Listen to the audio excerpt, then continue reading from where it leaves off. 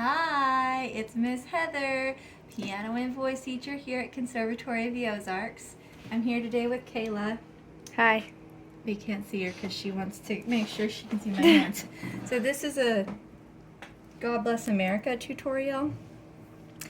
Katie gave me this bracelet, so I wanted to make sure it shows.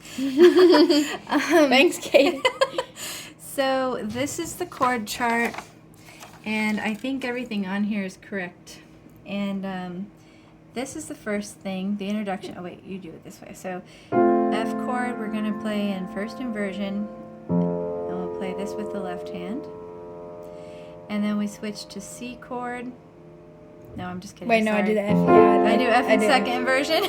Sorry, I already said the wrong thing. And then we go to C. And then we'll do G in first inversion. I was wondering why F is in first inversion suddenly.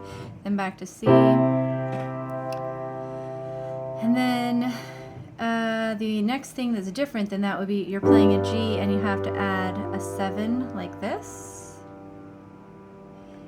And then we'll have a C. The next thing is a C chord with a slash chord with a C in the right hand and a B in the left hand like this. And then A minor. So if you put that together, it's like a walking bass line. C, like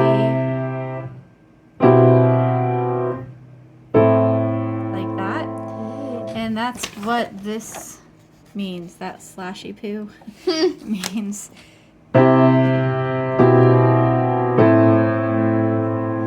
then you stay on the A chord, and then you'll go to a D minor. So for the D minor, we take the thumb and leave a gap here. So we don't want to go like this. That way all we have to do is move the thumb, not the whole hand. And then you put the thumb back. I think the only other chord, so you'll be on a D minor. And then you have to play a B. Technically that's a B7, so you should play this. But if you just play a B, it won't be the end of the world. It won't be the end of the world. It's nice for you to laugh at my joke. Then E minor here, and you just move your thumb again. So that way with your left hand, the only thing that has to move is the thumb. The next weird one is a C6, so like this. It just means you add a 6th above the root, and you play the regular with the left hand. Oh, you play over an E, actually, just kidding. And then we have E flat. That's something different. So, and then we have G over D. A, D, G, G7. Okay, so now I'll play that whole introduction. Just the piano. 1, 2, 3, 4. 1, 2, 3, 4. 1, 2.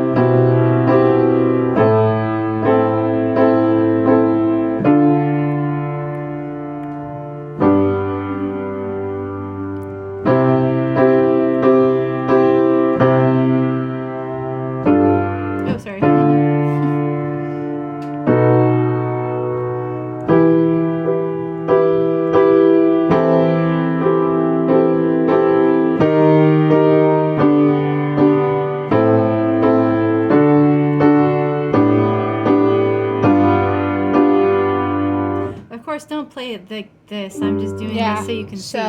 Okay, so now with the singing, just the first part, because it's kind of the hard part that's unfamiliar. And please excuse my voice. These dehumidifiers are...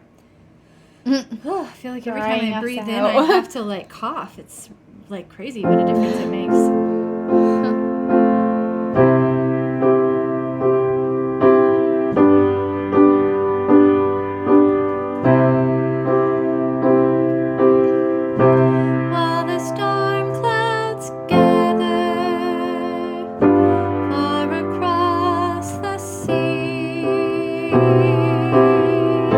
Let us swear